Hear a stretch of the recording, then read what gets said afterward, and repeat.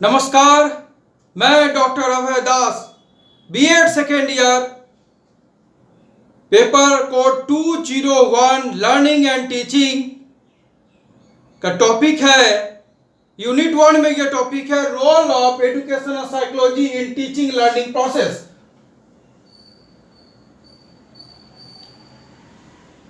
Role of educational psychology in teaching learning process में पहला हम बात यह बोलना चाहेंगे कि अगर आप as a teacher classroom management कर लिए तो यकीन मानिए फ्रेंड्स, आपको अपने टीचिंग प्रोफेशन में, टीचिंग लर्निंग प्रोसेस में किसी भी प्रकार का दिक्कत आपको नहीं होगा। इसके लिए जरूरी है कि बहुत सारे पॉइंट, बहुत सारे बुक्स पढ़ने के बाद आप 3 मुख्य पॉइंट को याद रखें। बीएड करने के दरमियान भी याद रखिए और अब जब टीचर बन जाएंगे तब भी आप 3 मुख्य पॉइंट जो है इसको याद रखिए। पहला पॉइंट है छात्रों को ठीक ठीक समझना। ध्यान दीजिएगा, लोग टीचर तो बन जाते हैं, क्लास में एंट्री भी कर लेते हैं, करिकुलम के अनुसार पढ़ाते भी हैं और क्लास खत्म होने के बाद अटेंडेंस लेकर बाहर भी आ जाते हैं। उसके बावजूद भी स्टूडेंट्स को सेटिस्फैक्शन नहीं मिल पाता। उसके बावजूद भी स्टूडेंट्स को ऐसा क्यों लगता है कि वो शिक्षक को नहीं समझा, शिक्षक भी उनको नहीं समझे। उसके बावजूद भी स्टूडेंट्स को पढ़ाई में मन नहीं लगता है। वो ना क्लास में पढ़ते हैं ना घर में पढ़ते हैं। बीएड करने के पहले भी कुछ नहीं बने थे, बीएड करने के दरमियान भी उनका सोच नहीं बदला और बीएड करने के बाद भी उनका सोच नहीं बदलेगा। जी हां, छात्रों को ठीक ठीक जो भी टीचर समझ लेंगे वो उनके अनुरूप, उनके समझदारी के अनुरूप, उनके आयु के अनुरूप, वो जिस क्लासरूम में है, जिस भाषा को समझते हैं, जिस अंदाज में पढ़ना चाहते हैं, वो शिक्षक उनको वही डिलीवर करेंगे।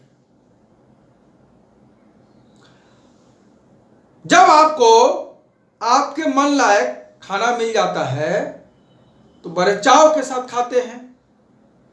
जब आपका फेवरेट कोई मूवी आपको मिल जाता है तो वो शौक के साथ उसे देखते हैं। जब आपको कोई फेवरेट कोई म्यूजिक आपको सुनने को मिल जाता है तो पूरा शुद्ध बुद्ध खो करके आप उस म्यूजिक का आनंद लेते हैं। जब आपका कोई प्रिय व्यक्ति से आप भेंट कर लेते हैं तो दुनिया जहान आप भूल जाते हैं। ठीक उसी प्रकार ये संभव हो पाया जब आप उस चीज को समझे हैं, तभी आप उस की ओर इतना अट्रैक्ट होते हैं। जी हां, एज ए टीचर आपको स्टूडेंट को ठीक ठीक समझना बहुत जरूरी है। बार बार हम रिपीट कर रहे हैं, स्टूडेंट को ठीक ठीक समझना बहुत जरूरी है। और समझने के बाद मूल्यांकन कीजिए और उसके अनुरूप डिलीवर कीजिए। क्या? Course of study according to the curriculum. जिस कोर्स के लिए बच्चा एडमिशन लिए हैं, जिस क्लासरूम में बच्चे बैठे हुए हैं, उसका ज्ञान बच्चों के पहले आपको होना चाहिए और उसके आयु को भी ध्यान में रखते हुए आपको अपना काम करना चाहिए। फ्रेंड्स, दूसरा बात हम आपको बोलेंगे कि छात्रों को पूर्ण रूप से कक्ष में व्यस्त रखना। जब आप छात्रों को समझ जाएंगे तो उनके अनुरूप आप क्लासरूम में वैसा ही स्टडी मटेरियल आप प्रोवाइड करेंगे जिसमें कि वो व्यस्त हो सके। ध्यान दीजिएगा, यहां पूर्ण रूप से बोले छात्रों को पूरे तरीके से क्लासरूम में बिजी रखना। जब आप ऐसा कर पाएंगे तो आपका क्लासरूम में पिन भी ड्रॉप होगा ना, तो उस पिन का आवाज आपको सुनाई देगा। इतना साइलेंट वे में बच्चा व्यस्त रहेंगे। एग्जाम्पल के तौर पर कोई पार्ट आप पढ़ाए, कोई यूनिट पढ़ाए, कोई टॉपिक पढ़ाए, उस पर आप जैसे ही आप टेस्ट लीजिएगा, क्लास टेस्ट लीजिएगा, बच्चा एक भी आवाज मुंह से नहीं निकालेंगे। अब बच्चा चूंकि समझ चुके होंगे तो आपका दिए हुए क्लास वर्क को वो पिन ड्रॉप साइलेंस के अनुसार कर लेंगे। तीसरा इंपॉर्टेंट बात, छात्रों की आवश्यकता को समझना, वो देखभाल करना तथा उसी अनुसार ज्ञान देना। यह बात आपको ध्यान रखना होगा कि छात्र का नीड क्या है। हर एक छात्र का नीड, ठीक है, हम समझ सकते हैं कि बीएड में एडमिशन लिया है तो वो टीचर बनेंगे, और टीचर बनने के बाद वो किस स्कूल में जाएंगे, किस क्लासरूम में पढ़ाएंगे, किस सब्जेक्ट को पढ़ाएंगे, किस यूनिट को पढ़ाएंगे, और उस यूनिट का जो आप टॉपिक लेकर गए हैं उसको आवश्यकता है भी कि नहीं, इसका ज्ञान होना बहुत जरूरी है। ध्यान दीजिएगा, छात्रों की आवश्यकता अगर क्लियर हो जाएगा, छात्र को आप देखभाल कर पाएंगे और उसके अनुरूप उनको नॉलेज भी देख पाएंगे। यह हम ज्ञान शब्द का प्रयोग किए हैं। मैं मान लेता हूं कि आपके दिए हुए इंफॉर्मेशन को बच्चा व्यवहारिक रूप में अपने जिंदगी में उतारेंगे और उसी अनुरूप वो अपने जीवन को बदल देंगे, समाज को बदल देंगे, देश को बदल देंगे और देश और समाज में अपना नाम रोशन करेंगे और दुनिया में हमारे भारत देश का नाम रोशन होगा उसकी वजह से। यानी आप जो इंफॉर्मेशन दिए उसको इस प्रकार व्यवहार में उतारे वो कि उसका जीवन, उसका समाज, उसका देश इस प्रकार उसका योगदान को भुला नहीं पाया कि पूरे विश्व में उसका नाम होने लगा। ध्यान दीजिएगा, ये तीन मुख्य बात है रोल ऑफ एजुकेशन साइकोलॉजी में, टीचिंग लर्निंग प्रोसेस में। कि पहला है छात्रों को ठीक ठीक समझना, वो मूल्यांकन करना। जल्दबाजी बिल्कुल मत कीजिएगा। छात्रों को समझने में इंट्रोडक्शन क्लास में ही समझने की कोशिश कीजिए, इंटरेक्शन कीजिए, हर स्टूडेंट्स के साथ समझने की कोशिश कीजिए और अपने आप को भी समझाने की कोशिश कीजिए।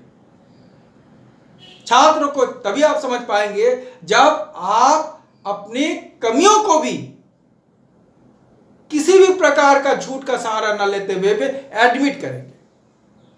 दूसरा, छात्रों को पूर्ण रूप से कक्षा में व्यस्त रखना।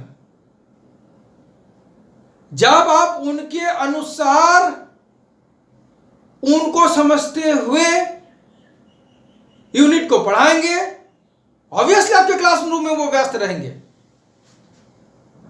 तीसरा है छात्रों की आवश्यकता को समझना, वो देखभाल करना, वो तदनुसार ज्ञान देना। हर एक छात्र को जरूरी नहीं है कि पढ़ाई में रुचि हो, लेकिन उस रुचि को आपका काम है कि उस रुचि को पैदा करना। कौन करेंगे? आप उस रोल को निभाने के लिए एजुकेशन साइकोलॉजी का आपके पास ज्ञान है तो उसको आप टीचिंग लर्निंग प्रोसेस में लगाइए। कौन लगाएंगे? आपको पड़ोसी लगाएंगे? आप नहीं लगाएंगे तो लगाओ ना। कब लगाओगे? यही तो करना है। ध्यान दीजिएगा, टीचिंग लर्निंग प्रोसेस में साइकोलॉजी पर बहुत ज्यादा काम करना है। कोई बच्चा आपका बात नहीं भी मान सकता है तो क्या करेंगे? आप गुस्सा करेंगे, डांट डपट करके फटकारेंगे और क्लासरूम को डिस्टर्ब करेंगे? नहीं, उनको समझते हुए बड़ा आराम से प्रेम पूर्वक उनका देखभाल करते हुए, उनका आवश्यकता को समझते हुए उनको थोड़ा बातचीत करते हुए समय दीजिए,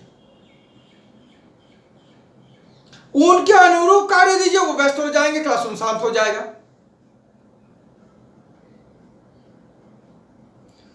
आपको जो बात बताया जा रहा है सीरियसली, अगर आप मोटी मोटी किताब ले लिए, बहुत सारा अध्ययन किए, बहुत सारा सर्वे किए, बहुत सारा बातें को कोरिलेट किए, कुछ होने जाने को नहीं। 3 बात को आप जिंदगी में याद रखिए, सब काम हो जाएगा। छात्रों को ठीक ठीक समझना, वो मूल्यांकन करना, छात्रों को पूर्ण रूप से कक्षा कक्ष में व्यस्त रखना, छात्रों की आवश्यकता को समझना, वो देखभाल करना तथा तदनुसार ज्ञान देना। धन्यवाद। आपको अगर ये वीडियो अच्छा लगा तो लाइक कीजिए, कमेंट कीजिए और शेयर कीजिए ताकि आपके साथ साथ दूसरे को भी फायदा पहुंचे। और अगर पहला बार ये वीडियो देख रहे हैं तो फ्रेंड्स सब्सक्राइब जरूर कर लीजिएगा। Thank you.